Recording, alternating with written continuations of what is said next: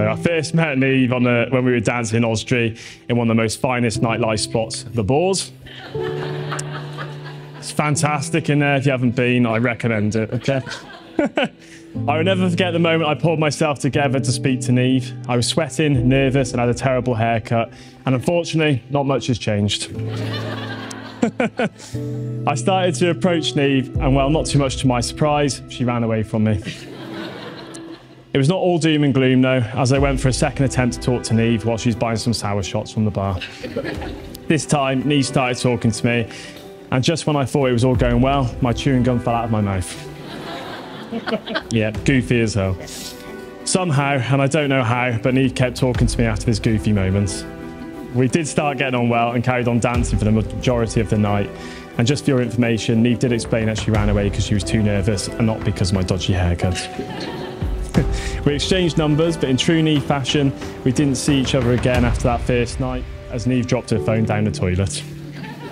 She broke the phone, and I didn't hear off her for nearly 2 weeks. But that's what the story she told me anyway. Who would have thought back then, when we met on that night out in Osdry, that we'd be here today? Luckily, I heard back off Niamh, and soon later I was invited to meet the parents. I showed up to the house, absolutely bricking it like I was today. Niamh answered the door and said, "I'm so sorry, but my family have decided to have a barbecue." I thought nothing of it. Besides, I love a barbecue. So I walked down to the garden. Instead of just meeting Niamh's parents and siblings, to my surprise, I was welcomed by the whole extended family. There are even people there that day that I have not seen since. I still think to this day that it was some sort of test or initiation, which I can only hope I passed. I will never forget that day because I was welcomed so warmly by Niamh and her family. 7 years on, and Niamh, you still look as stunning as you did the first day I met you. There is a saying that you don't marry someone you can live with, you marry the person you can't live without. And that is definitely the case for me. I can't wait to keep making memories with you for the rest of my life. If I could ask you all to raise a glass to my beautiful wife, Niamh. So to my beautiful wife, Niamh.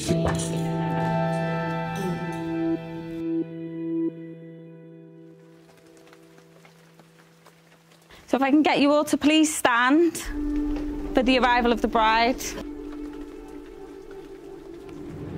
I'd like to thank everybody for joining us today to celebrate Niamh and Joe's wedding, and I hope you all have a great time.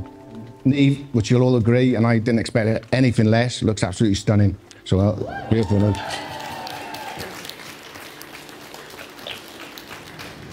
So, Niamh was your typical little girl. Well, she had colic, didn't she? That was a pain in the butt, but no, she was your typical little girl. She went to all the classes, she did ballet, she did stagecoach.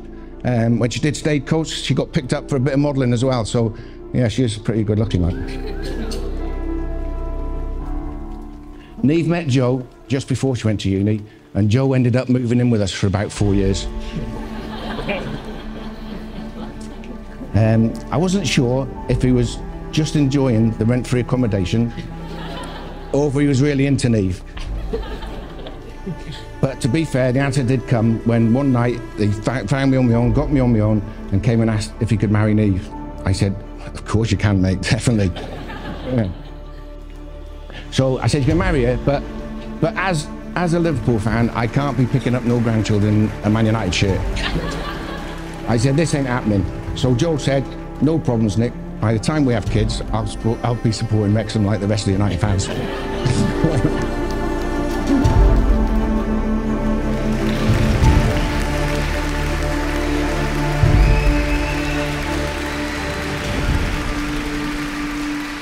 I'd like to say, though, Joe is a really nice lad. Everything knows him, they know he is a nice lad. He is a gentle giant. You know, I said this to his dad before. So it's fair play to Andy and Kay, you know, for bringing up such a nice young man.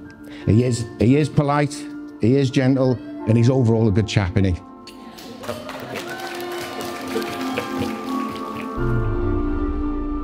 We'd like to thank you all so much for sharing a special day with us. Having our closest friends and family here today makes the celebration even more memorable, and we are truly grateful for the love and support you've shown us, so thank you. Now I'd just like to say how beautiful my wife looks today, Niamh. She really does.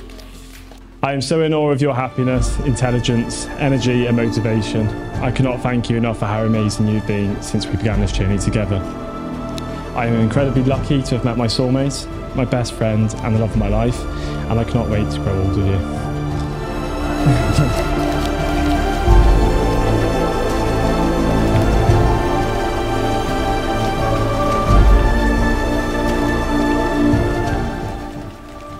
Niamh, you look absolutely beautiful. I really am the luckiest man in the world, and I feel so privileged to be able to call you my wife. We've now been together for 7 years, and I can honestly say it's been the best 7 years of my life.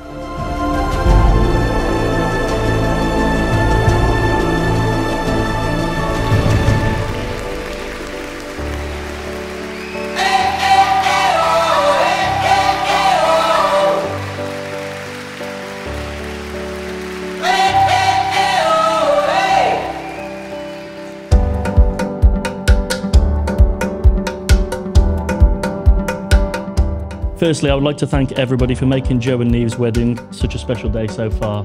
And like Nick said a few minutes ago, there's plenty of time for that to change. So. Joe asked me to be his best man in the Black Lion pub, Oswestry. No gift, no meal for two. Thinking back, he didn't even buy me a pint.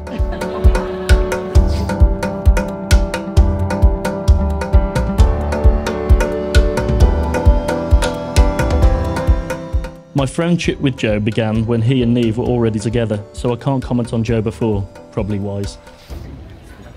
I can only comment on them as a couple. It is obvious to see that Niamh means the world to Joe. As much as he loves football and spending time with his friends, everything is always planned with Niamh in mind. I have no doubt that Joe has always been a great man, but meeting and now marrying Niamh has completed him and made him truly content. With all being said, Joe, being your best friend was good enough, but being your best man was an honour. You really are the epitome of a best friend. I would like to invite everybody to their feet and to raise a glass to the bride and groom. Niamh and Joe.